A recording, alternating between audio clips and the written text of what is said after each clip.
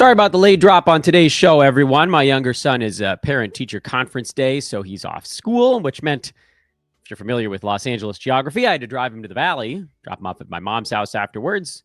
She's going to bring him back in like 3 hours. It gives us just enough time to prep and do a show, eat lunch, and then it's more childcare again. But we're going to get it all in here. We will not have a second show today. It's just going to be focusing on the results from Wednesday, key points, things of that nature.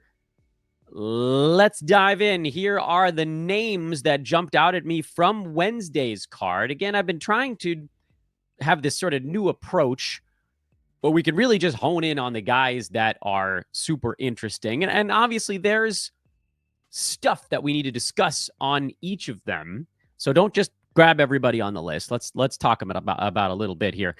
First things first, you can find me on Twitter at Dan Besbris, but really the only thing I want you to do here at the end of the season is make sure you've subscribed to the podcast. I want to make sure that you guys are getting alerts when shows drop here on Old Man Squad Fantasy Basketball, especially with big stuff coming right at the tip of the offseason. The offseason is a massive iceberg of information. And I want to make sure that you guys see what's happening. We also have a show every single day in the offseason, so that's a good reason to as well. Let's go through some of the names that I think are ads, at least in some formats. We'll start with Tre Jones, who's obviously a bit of a head case, and the Mavericks have a terrible schedule. They play tomorrow, and then they're off until next week after that, Friday and then Monday. So head-to-head, he makes no sense as an ad, but Games Cap Roto, he makes a lot of sense, unless we hear good news about Anthony Davis in the near future, because it does seem like he wants to come back. AD does, but it also doesn't seem like he's super close to it. And, Tre Jones has only played basically 2 games all year. He's gotten, 1 or 2 garbage minutes and a few other ones. But his 2 games with the Mavericks, he played 34 minutes and had 21 and 8 with a block on 9 out of 10 shooting. And then in their last ball game, he went 8 for 9 shooting in that one. With 18 points and 11 rebounds. So there's a lot of value in the field goal percent and block side of things for Jones. But again, schedule sucks, so you kind of have to go games cap format only.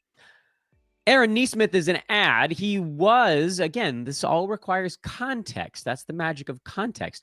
Nesmith was a streamer for me for threes and percentages, which he did that last night. But it's more than that with Tyrese Halliburton on the shelf. With Halliburton out, they're just looking for guys to be able to do things more reliably. And for Nesmith, it just kind of guarantees that he's going to get the playing time, he's going to get the touches, he's going to get the shots up. Yes, he's not the most direct beneficiary of Halliburton being out. That's TJ McConnell and Andrew Nembhard. But everybody gets to do a little bit more. Siakam gets to do more. Nesmith does more. Mathurin does actually quite a lot more. Obi Toppin does a little more. Ben Shepherd does a little more. And Aaron Nesmith, as we just talked about, he's one of them. So he goes from being like top of the streamers to lowest of the ads. Kel'el Ware is back on the ads board after being quite bad, actually, for a couple of ball games. And it's been a strange up and down few weeks for Ware, where he was starting, then he wasn't starting. When he's coming off the bench, he's doing very little. But then he got back into the starting lineup yesterday and was great. Went 14 and 12 with a steal, 3 blocks, and 7 out of 10 shooting from the field. So he definitely needs to be on rosters now with him back in the starting lineup. For how long, we don't know. It did seem like the Heat played a little bit better, but man, the Heat are terrible right now. They have lost 9 games in a row. And you thought the bottom of the East was bad before. Wait till I show you the Miami Heat when the Jimmy Butler traded stuff wears off. They're the 10 seed, and nobody's coming for it because the Raptors are trying to lose ball. Basically, everything under the Heat, they're trying to lose. But, they've fallen behind the Bulls. Yeesh. That's a rough spot to be. So why not try Kel'el Ware a little bit more? Jaxson Hayes was not as good yesterday, but that's because the Lakers were in blowout mode. They didn't have to play their guys at the tail end of that ball game. They squeezed an extra few minutes out of Austin Reeves. If you're looking at the time played in yesterday's ball game, it might not tell you the entire story. Austin Reeves played 36 minutes. Luka played 32. Dorian Finney-Smith played 30. And so you're looking at it like, wait, what was this? Was it a blowout? Yes. And the way you know that is because Shake Milton got 7 minutes and Bronny got 4. This game, the Lakers basically put on ice with about 6 minutes to go. So they never had to bring Luka back for his fourth quarter stint. They ran Reeves an extra 2 or 3 minutes in the fourth just to try to preserve their lead and not have to put Luka back on the court, which they did. But it also meant they didn't have to bring Jaxson Hayes back. They didn't have to bring, well, any of the sort of big guns back, whatever you want to call the big guns at this on the Laker team right now with no Rui and no LeBron. And so the minutes are super funky. Hayes would probably have seen another 3 or 4 minutes. He's typically these days one of their better plus-minus guys. It went back to being Dorian Finney-Smith as the plus-minus king in this ballgame. But I like Jaxson Hayes. He's a field goal percent monster. Shot 3 out of 4 again yesterday. Full starters minutes, he's going to get you 7 or 8 rebounds, and he's going to get you 1 to 2 defensive stats. That's enough this time of year. Russell Westbrook, he's been on our board a few times in a row now. This is obviously an uglier ball game for him because the bad outweighed the good, and you know the percentages are going to be rough. But he got 12 points. He got 9 assists. He had a couple steals and a three-pointer. You just sort of like, in a game without Nikola Jokic and without Jamal Murray, you hoped that he could get something going, but the Lakers very specifically dared the Nuggets to shoot a bunch of three-pointers, and this is not the Nuggets team that should be doing that, other than apparently red-hot Aaron Gordon right now. So, strategy worked to that end, and Russ was bricking away from outside. But overall, lately, he's been good enough. And Aaron Gordon is getting back-to-backs off, so, they've got they're back-to-back on Sunday, Monday, so that'll be a game in there where Russ probably gets to do more. And, I don't know if Jokic and Jamal Murray are going to be back for this game in Portland or not. We'll see. Either way, anytime anyone is out, Russ gets to do a whole bunch, and I think that'll probably happen again. Guys, March Madness starts now. It's happening. It has begun. And if you want to get down on the action, Bet Online is the world's most trusted betting platform and your number one source for betting on all the madness. They've got the largest selection of odds on everything in college basketball, and we're running a $200,000 bracket contest. I really hope you guys got in on that. That's part of what makes them your number one sports betting source. Also, what makes them your number one sports betting source is that they've got odds, stats, props, live betting, all sorts of fun stuff on every game, every play, and every win. So get that Cinderella story bet down on Bet Online. Bet them as a future, bet them against the spread, whatever you like. Season fan, first timer, check them out. Bet Online.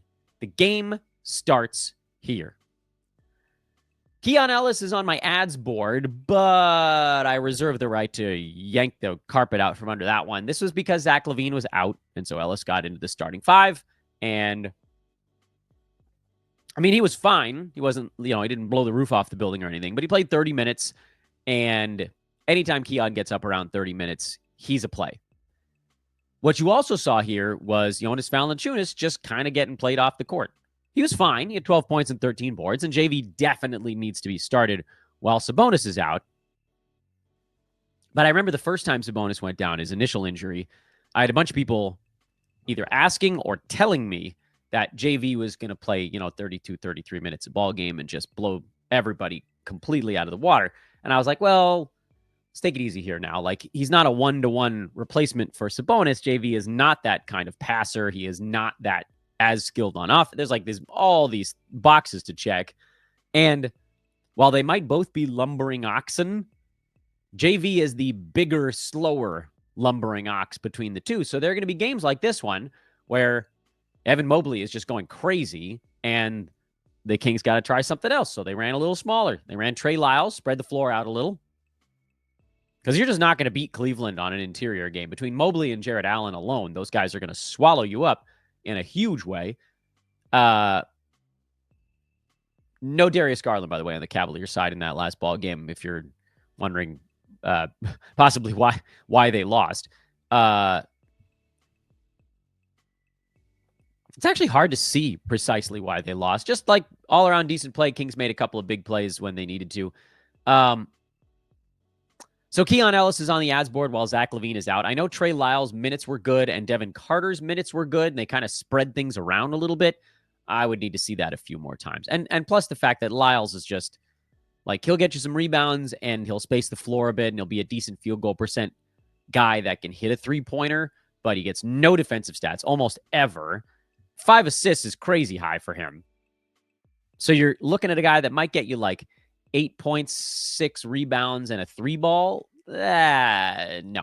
So Keon Ellis, though, as long as Levine is out, good to go. JV is actually the next name on our board here. I just wanted to reiterate why he needs to be on rosters because, again, this wasn't a great game for him. 12 and 13, pretty empty double-double by all accounts, but 25 minutes of JV is enough. That's kind of like your bare minimum.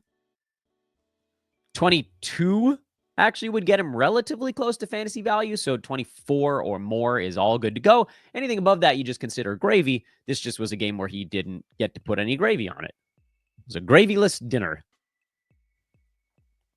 I don't know if I need to keep doing this, but Tre Jones is on my board here on the ads list because someone out there still hasn't picked him up. I know this because he's only 35% rostered, and he was only 21% rostered as of about 30 hours ago, which is nuts because he's been awesome for 7 games in a row now.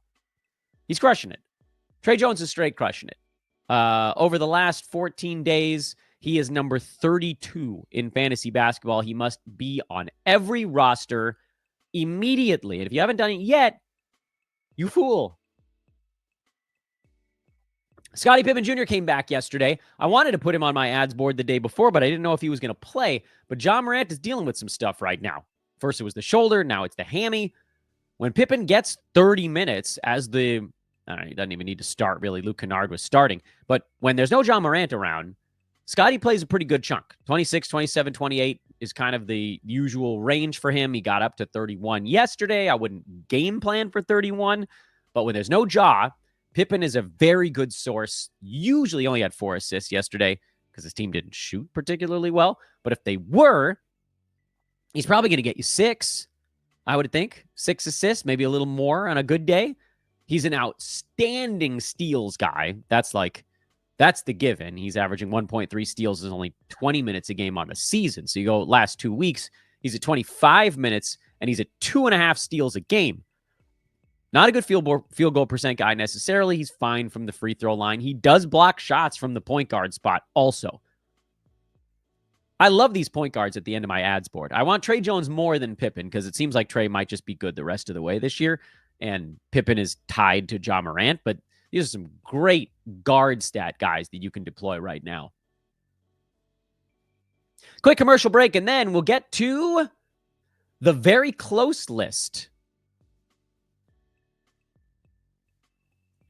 The very close list, as I've talked about before here, and again, please do hit that subscribe button as you hit the midpoint-ish of the show. Very close list belongs on a lot of fantasy rosters.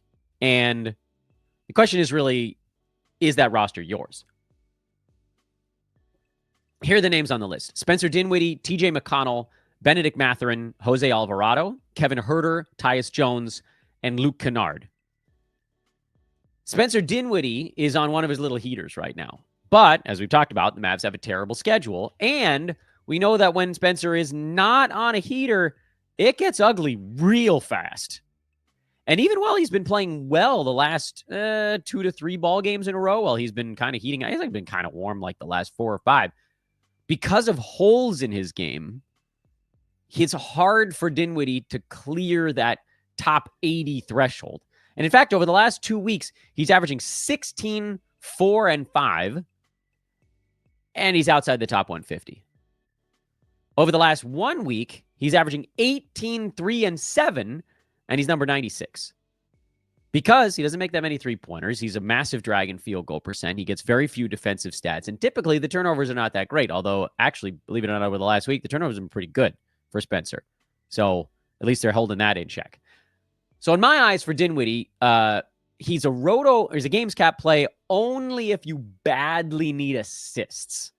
That's where you can count on him excelling most ball games, or certainly over, every 2 to 3, if you kind of aggregate every 3 ball games together. He is scoring, so you can probably call him a points streamer these days as well. But beyond that, he's going to set you back a little bit. Does he belong on every roster? No. Does he belong on some? Yeah, absolutely.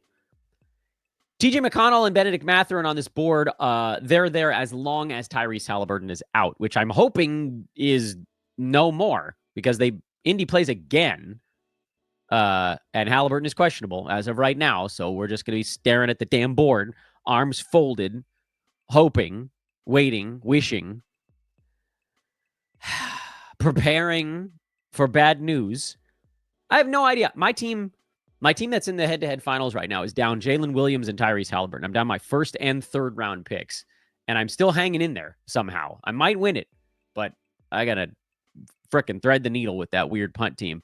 McConnell is an assists and field goal percent and steals streamer while Halliburton is out. Mathurin is a free throw percent and point streamer while Halliburton's out. But you could use them in a games cap format also. Like, I think they're going to be good enough in those specialist categories where the good will outweigh the bad when Halliburton's not in. When Hallie's back, the bad outweighs the good, and they become just schedule streamers for those categories instead. Jose Alvarado, I want to spend just a second on Alvarado and, frankly, an opportunity to kind of talk about the Pelicans a little bit because Jose has played 25 minutes or more in 6 consecutive ball games. And the results haven't been all that outstanding. He's outside the top 300 over the last week. He's outside the top 175 over the last 2 weeks. But a lot of that is sort of goofball sample size stuff. Like, why is he outside the top 300? Well, he's missed all of his free throws. He hasn't made a free throw this week. He's shooting 0% at the free throw line on 2. But 0 is a heavy weight. Also, from the field, he's shooting 36% over the last week. He's not getting steals over the last week, which we know he will. They balance out. Yeah, there's a lot of variation there, or variance, but it'll balance out. And so with Alvarado, he's a guy that I'm kind of staring him down right now because he's the dude that moved into the starting 5 when Trey Murphy went down. I did not expect that to be the case. But he still only played 26 minutes. 8.6 assists, 2 3-pointers, no steals. That game changes a lot if he has 2 steals instead of none. Because 6 assists and 2 steals with a 3-ball or 2 is an extremely streamable line, especially if you're looking for specialist kind of stuff. And I don't know how many of you are looking for straight, like, point guard type stats, but we know that when Alvarado gets a little more usage, which perhaps that's only going to be the case if or when Zion goes down or McCollum goes down or whatever, but we ain't far off from Alvarado being a guy that should be on rosters. We're close. Kevin Huerter, I downgraded him to a maybe because Josh Giddey's back and Josh came off the bench in Chicago's first game here. I mean, Giddey still was the main dude out there. He had 22, 7, and 6. So he kind of picked up where he left off. But Chicago's on a back-to-back, and we don't know if Giddey's going to play in that. And Huerter continued to start, at least for this one more ball game, and had 15, 2, and 4 with a block and 3 3-pointers. So, threes, points, usually steals, although he got a block in this one instead. Huerter remains kind of that same type of guy. And then, we talked on previous shows about how Moses Moody was also a source of that particular stat set. Well, now that Brandon Podziemski's back and the logjam in Golden State got a little more logjammy, Huerter's probably the better source of that combination of stats. Even once Giddey moves into the starting 5, Huerter has still looked like he was going to get 28, 29 minutes, call it 27, 29 coming off the bench. And while he might not take 15 shots in those games, and he only took 11 in this one, you get him up into double digits in shots, and he historically, Kevin, has been inside the top 100. I put Tyus Jones on the near miss board here, or the very close board, because he only played 21 bench minutes. Phoenix did Colin Gillespie instead, and he was a plus 11, so they'll probably keep doing it.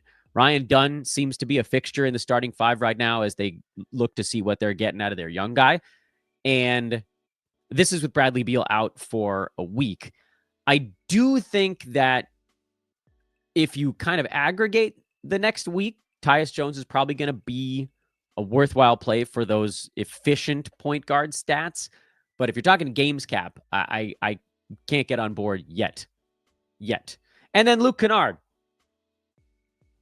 who's another one that was bad yesterday, and also a very difficult ad to make because they play tomorrow and then they're done for the week.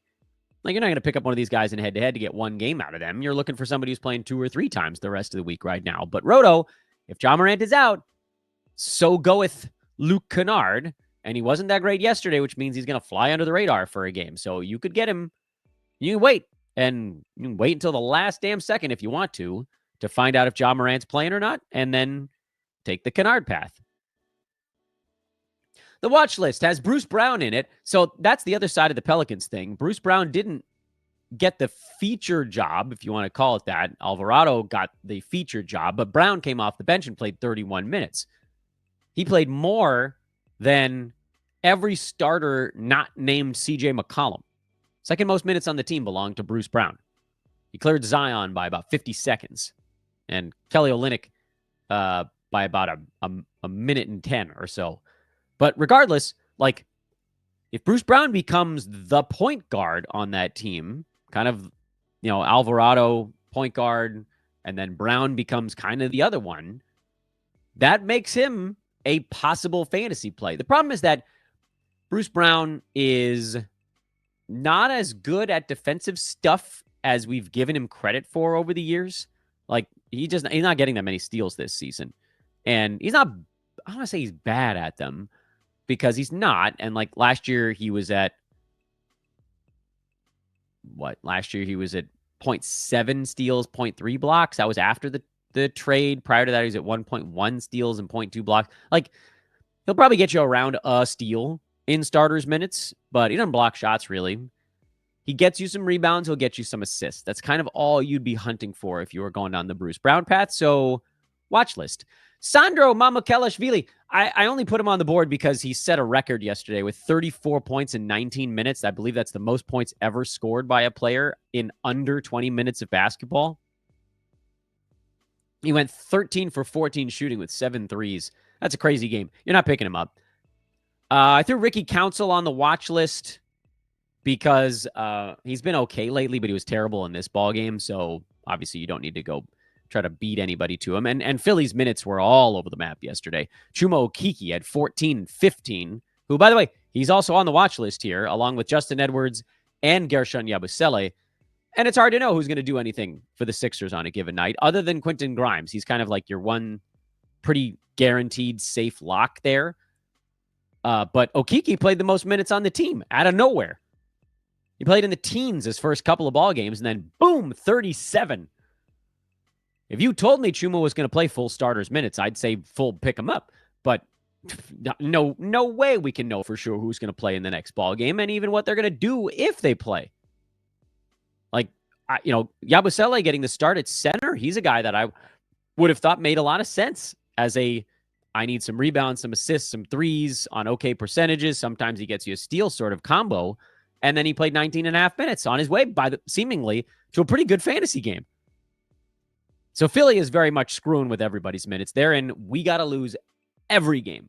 Like, they can't accidentally win a ball game right now. Philly has to be the worst team in the 20-some-odd win range, because right now they have the 5th worst record in the NBA. They're tied with the Nets. They got to beat them because they got that top 6 protection on it. So they got to get losses. Tristan Vukcevic is a player on our watch list. He started for the Wizards, but only played 21 minutes. Did have 17 points, 5 boards, and a couple of blocks, and seemingly was maybe too good to finish out the ball game because the Wizards really wanted to make sure they lost that game to Utah. This is a really good win for the. This is a really good loss for the Wizards because now they're back to having the worst record in the NBA, which, for one, it makes it easier to stay in that bottom 3, which I don't think anybody's catching them. The Pelicans would be the closest 4th team. But if you can have the worst record, then if a bunch of teams pass you for the lottery, then you still have the 4th pick. So this was a big one. Jazz are now 16 and 54. Wizards are 15 and 53. They got that nice little 1-game edge over Utah. Colby Jones had a big ball game. I'm going to need to see it again. Alex Sarr's been running hot, so that's good. But again, we're talking Vukcevic right now. Keep a close watch. Because a lot of weird stuff. Justin Champagnie didn't even play. Forget coming off the bench. He didn't even get into the ball game. which is, by the way, why he's in my permission to drop category. He's the only name in the permission to drop is Justin Champagnie. The other watch list guys are Trey Lyles, who we already talked about, and Ryan Dunn, who I mentioned briefly and then forgot he was on my watch list, or I would have talked about him a little bit more. So let's cycle back to Phoenix for Ryan Dunn, who played 29 and a half minutes in yesterday's ball game. He had 16 and 5 with a steal, a block, and a couple of three-pointers. And look, he's showing signs of life. What's hard to know is what his fantasy game is actually going to be and how consistent he can be in the minutes he's getting given. So basically, it's the last 4 games that Dunn has seen a big uptick in playing time. And the Suns have won 3 of those 4 games. Now, admittedly, the games they won came against Sacramento. That was actually kind of a decent win. Toronto, who's trying to lose, and Chicago, who's not a good team. And in between, they lost to the Lakers. So, like, the competitive one in there, they lost. Well, 1-1, I guess, in the competitive ones. But it sure seems like they like what he's bringing to the table, which is almost no passing of any kind. The kid has no feel for passing. He has 4 assists in his last 5 ball games. He has 4 assists over these 4 kind of bigger minute games, 33, 23, 24, 29. Those are the minutes played in there. He does have 9 3-pointers over those games, so that's good. He's shooting meh. We'll call it a firm meh. Like kind of high 40s in that range. Not going to break you, but not great. He's getting about 5 rebounds a game over that stretch. He has 19 of them in those 4 games. And then you get to the reason that maybe we're thinking about a Ryan Dunn something. And that is 8 steals and 4 blocks in those 4 ball games. He has shown pretty consistently here during his rookie season that he can get defensive stats. Over the last 2 weeks, he's at 1.3 steals and 0.9 blocks. That's in 18 minutes a game. Over the last 1 week, as we mentioned, he's at 3 combined in 27 minutes per game. These young guys, is he going to be a 3 defensive stat a game guy long-term? Absolutely not.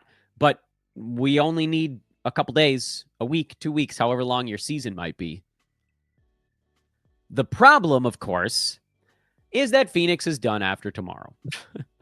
So you're not going to stream him in head-to-head because you're only going to get 1 game out of him the rest of the week.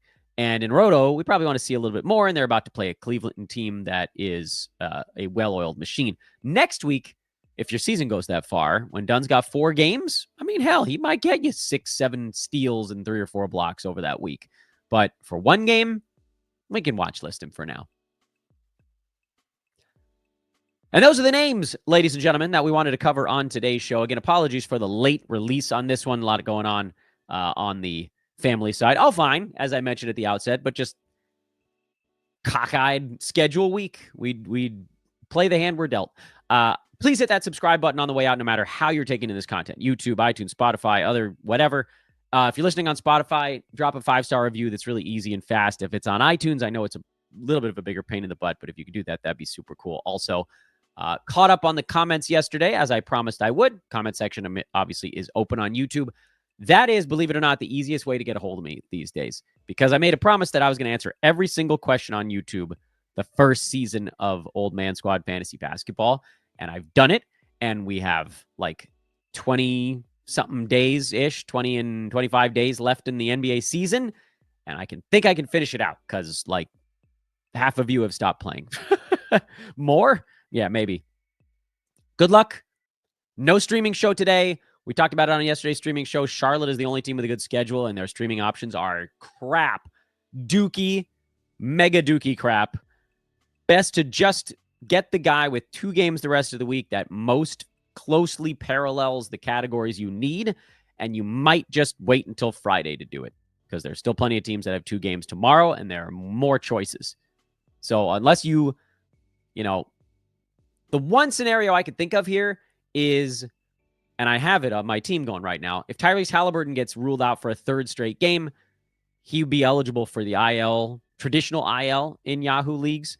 And so then you might have just an open roster spot, pick up somebody, because you can't have 2 guys on your IL. You can't, I don't know, maybe if your IL is overloaded, you're going to have to drop somebody who's hurt. And then maybe you kind of have like a free pickup at that point.